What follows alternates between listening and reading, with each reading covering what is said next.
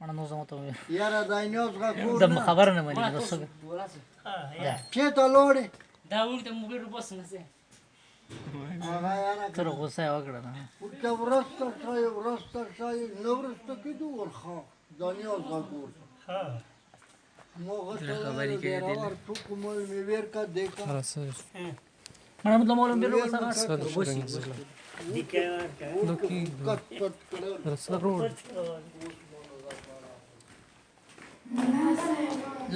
الصبر مفتاح الفرج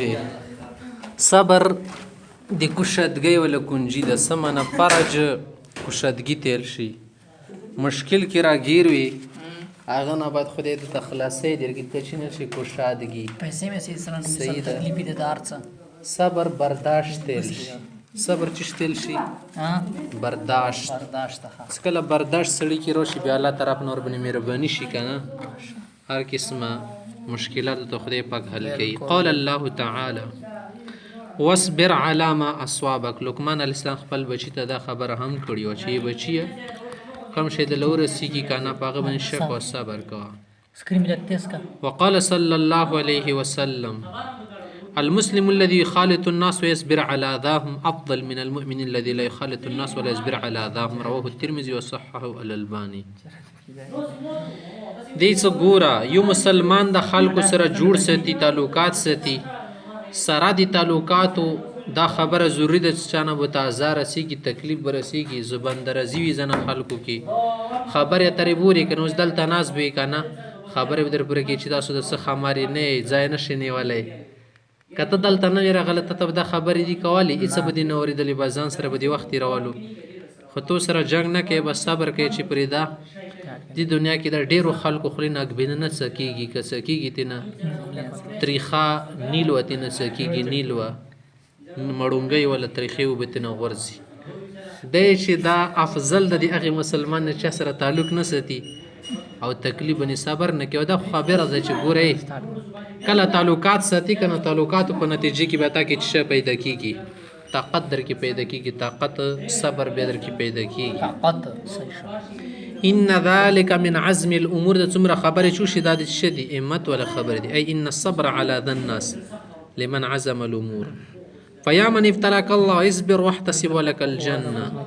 چې صبر وکړه تا ته به خدای پاک څه درکړي جنت درکړي كل من لاقيته يشكو دهر ليت شعري هذه الدنيا لمن إن هذه الدنيا لا تخلو من الأقدار ولا تسبو لأحد أبدا پریشانه نه خپای چې ډېر پریشانه منه ما پریشانه کیږي دا دنیا د دغه تکلیفونو نه کدورت نه هیڅ کله خلی نشي کېدلی دی دنیا کې به هر سړی کدورت کې اخته وي کته په خپل باندې قادر نه وي قادر چاته لشي قادر په یوشي باندې یو قادر وي چې په سی باندې طاقت لري یو قادر وي کاپ سره وړه کاپ سره قادر مندور کې بیکار زړه ولا سخا زړه ارچا پسې خبرې ورکی وي کنه قادر کدورت خیرن زړه تل شي لکه د کمرې کې کله د کمرې کې د چې ګن سن سره جمع شي جوړ دی پکې نه وهري ته مقدور ال شي مقدر قادر اندي تل شي ښا کنه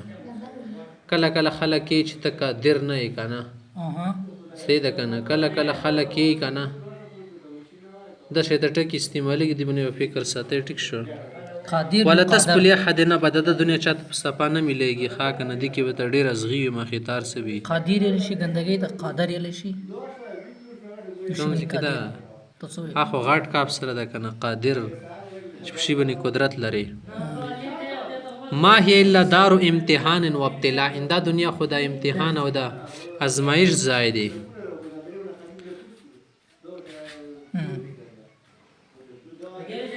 ما سرت الا واحزنت دا دنیا دی که خوشحال کی کنه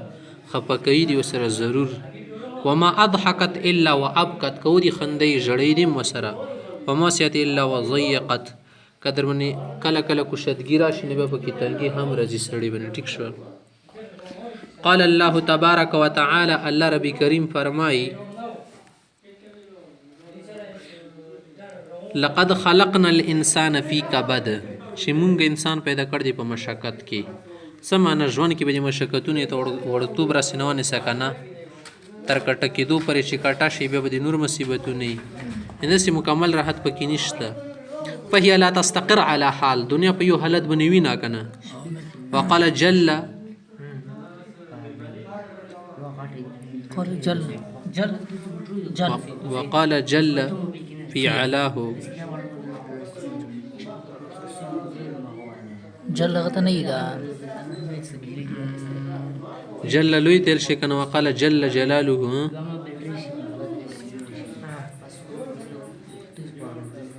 علا چش تل شي ولو چت اوچتوالی تل شي کنه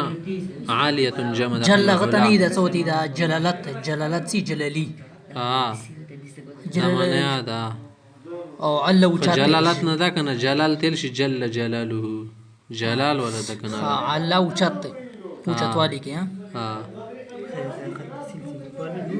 ولنبلونكم حتى نعلم المجاهدين منكم والصابرين ونبلو اخباركم ستر هغه وخت پرې مونږ تاسو امتحان وکړو تر دې چې مونږ درکې مجاهدین وپېژنو چې کم کسان درکې رښتیا مجاهدین دي او کم د نوم دي او صابرین درکې وپېژنو تاسو د ټولو معلوماتو متعلق مونږ چې وکړو هر څه عزم یو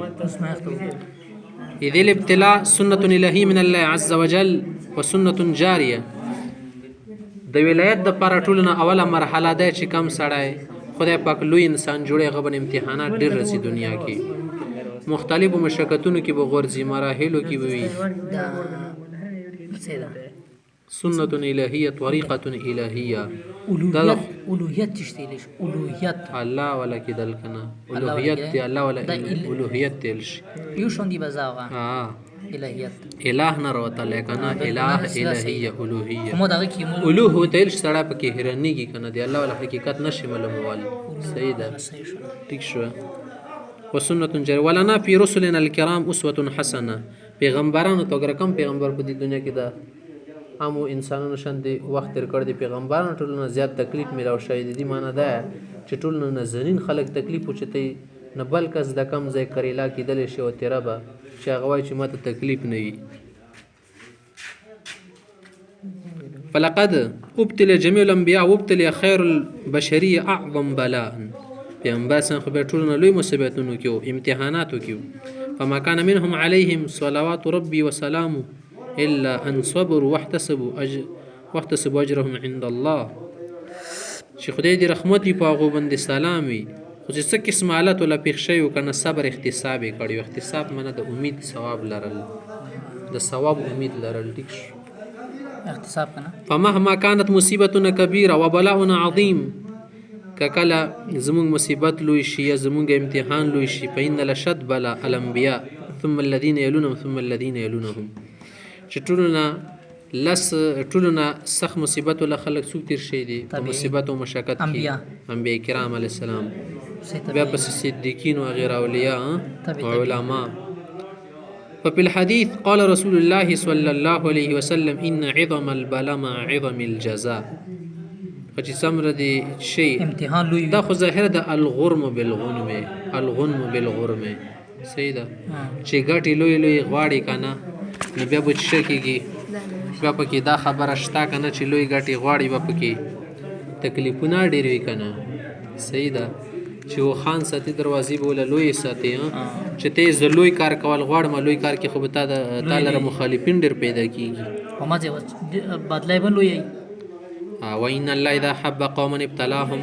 چې کله خدای پاک چا سره محبت شروع کړي که نه بیا په امتحان کې ضرور شي او دا زمونږ د دنیا دستور ګرځېدلی دی که نه چې کم ملګري سره ملګرتیا شروع کړه بیا زمیې چې کس د رښتیا ملګرتیا کوي کس د خولې خبرې کوي فمن رضي فله الرضا یا رضا ومن سخط فله السخط فالابتلاء دلیل على محبة الله للعبد